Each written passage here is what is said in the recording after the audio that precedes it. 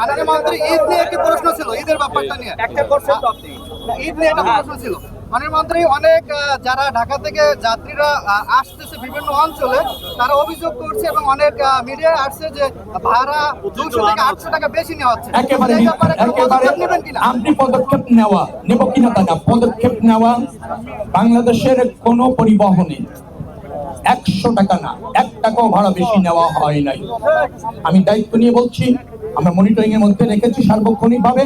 আমি নিজে গিয়ে দেখেছি কোন কোন জায়গায় নির্ধারিত ভাড়ার চেয়ে 25-30 টাকা তারা আরো কম নিচ্ছে কম। যারা এই অভিযোগ করেছেন, আপনি বলেন কোন পরিবহন কার কাছ থেকে নির্ধারিত ভাড়ার বেশি নিয়েছে, আমাকে জানান, এখনই দৃষ্টান্তমূলক শাস্তির ব্যবস্থা হবে। আমি জেনেছি, সার্বক্ষণিক খবর রাখছি, এখনো পর্যন্ত কেউ বলেনি যে কেউ ভাড়া বেশি নিয়েছে।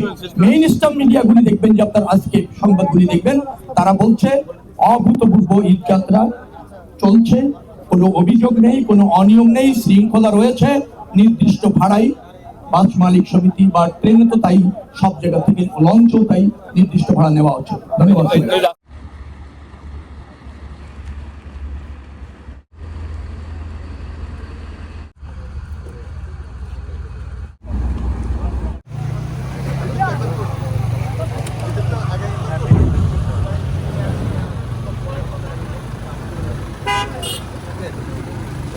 Sir, welcome back again, sir.